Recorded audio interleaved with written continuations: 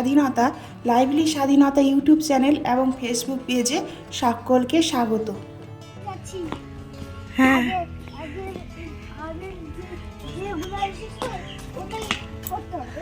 ও তাহলে ভালোভাবে পরীক্ষা দিবা।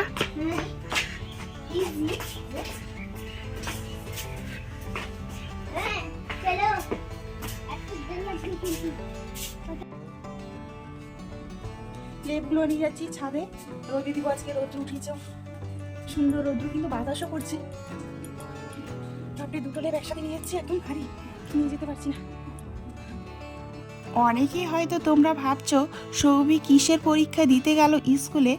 আসলে ওদের স্কুলের যে সমস্ত বাচ্চারা পড়াশোনা একটু নরম, তাদেরকে অন্য একটি সেকশনে পাঠানো হবে। ওখানকার পঠন পাঠন একটু আলাদা হবে। ম্যাডাম বারবার বোঝাবেন যেটা বুঝতে পারছেন না, সেই জন্য এই পরীক্ষাটা নেওয়া হচ্ছে।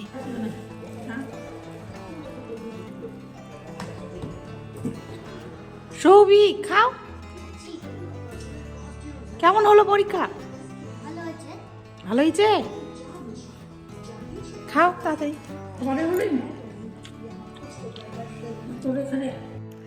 আমি রেডি হয়ে বেরিয়ে গেছি, নালাগোলাতে যাব, কারণ আমাদের মহিলা সমিতির দল আছে।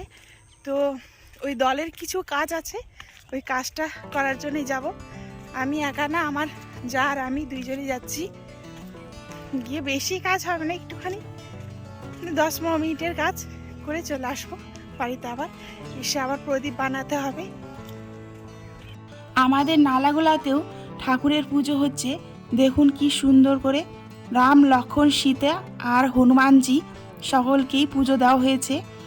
আর এই যে ওনারা বসে আছেন আর খিচুড়ি রান্না করা হচ্ছে।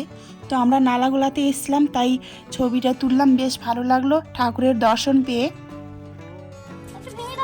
দিচ্ছি, দাঁড়াও। ঠিক আছে। তো আমরা প্রদীপ বানানোর জন্য মাটি তুলে এনেছি, আর এখন বিকেল হয়ে গেছে। আগে করতে হতো। শেষ হয়ে গেছে নাকি? হ্যাঁ, সূর্য ডুবে গেছে মানে। হ্যাঁ, সূর্য ডুবে। এটা ঠান্ডার দিনের জন্য এরকম মনে হচ্ছে। আগে যেভাবে গোল করে নিতে হবে। একটু ভেঙে দাও তো প্লিজ। না না, একটু ভেঙে দাও। এই যে না, ওই যে আমরা বেশি বানাবো না, 5টা কি 7টা এরকম বানাবো। তুমি বানাও, কটা বানাবে? আমি বড় বানাবো। 4টে নিলাম, 4টে, 5টা, 7টা বানাবো আমি। 6টা, 7টা। এটা তোমার মাটি, এটা বেঁচে গেছে, এটা তোমার। যে প্রথম। হ্যাঁ, সুন্দর হয়েছে। বন্ধুরা তো দেখতে পাচ্ছে না। আমরা দেখাচ্ছি এই যে। হ্যাঁ, সুন্দর হয়েছে। একটু তো এই যে উপরে আমি এখন করতে হবে। বানিয়ে নিচ্ছি। একটু উপরে করতে হবে। হ্যাঁ, বেশি নরম হয়েছে মাটিটা, একটু টাইট হলে ভালো হতো।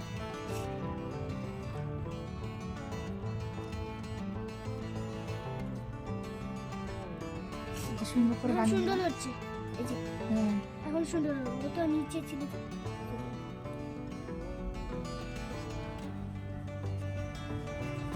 এই যে আমার প্রদীপ।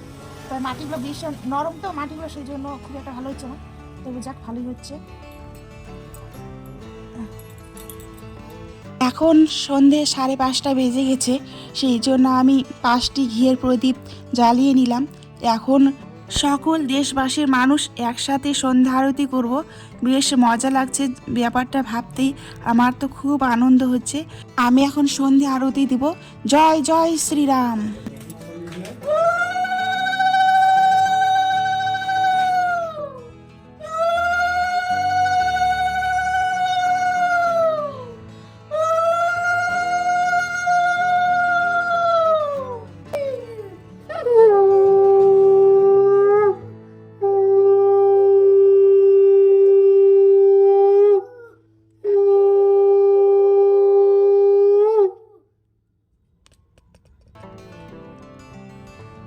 তো দোকানে সন্ধে প্রদীপ দিয়ে আমরা চলে এলাম বাড়িতে। আর এখন বাজে মোটামুটি সন্ধে 7টা। সৌভিকের ভীষণ খিদে পাচ্ছে, যে কী খাবো এমনটা করছে। তো আজকে তো নিরামিষ, সেই জন্য তো পেঁয়াজ, রসুন, ডিম কিছুই দিতে পারবো না। আর অন্য কিছু খাবার নেই, শুধু পাস্তাই আছে, তাই ভাবলাম যে পাস্তাটাকে একটু নিরামিষভাবেই বানিয়ে দিই। তো সেদ্ধ করে তেল মশলা লবণ দিয়ে ভেজে দেব। তো প্রথমে দিয়ে দিলাম ম্যাগি মশলা। তো ম্যাগি মশলাটা মনে হচ্ছে যে একটু কম হলো, সেই জন্য আবার আরেকটু পাস্তা মশলা অ্যাড করে নিচ্ছি। সৌভিক পাস্তা মশলাটা খুব ভালো খায় না, একটু টক টক ধরনের, সেই জন্য, কিন্তু মশলা কম হলে তো ভালো লাগবে না, তাই দিয়ে দিলাম। আর এইভাবেই ভেজে নিলাম। তোমরা কারা কারা খেয়েছো এইভাবে পাস্তা ভেজে, ডিম পেঁয়াজ এসব ছাড়াই? তো হয়ে গেছে ভাজা, আমরা বাটিতে নিয়ে নিয়েছি আর একটু সস দিয়ে দিয়েছি। খেতে বেশ ভালোই লাগছে, অসাধারণ অন্য রকম স্বাদ, বেশ ভালো। 25 একে 25 25 দুগুণে 50 3 25 75 4 25 100 5 25 125 6 25 150 7 25 175 8 25 200 9 25 225 10 25। 250 আজকে ডিনারে থাকছে খিচুড়ি, বাঁধাকপির তরকারি আর মুড়ি। তো খিচুড়িটা হলো শ্রীরামজির প্রসাদ, আমরা যে শ্রীরামজির প্রসাদ পেয়েছি সেই জন্য নিজেকে ধন্য মনে করছি। তো বন্ধুরা, আপনারা সকলে শ্রীরামজির প্রসাদ পেয়েছেন তো? যদি পেয়ে থাকেন তাহলে অবশ্যই একটা লাইক দিবেন। তো আজকের ভিডিওটা এই পর্যন্তই। সকলের কেমন লাগলো কমেন্ট করে জানাবেন। সকলে ভালো থাকবেন, সুস্থ থাকবেন। নমস্কার।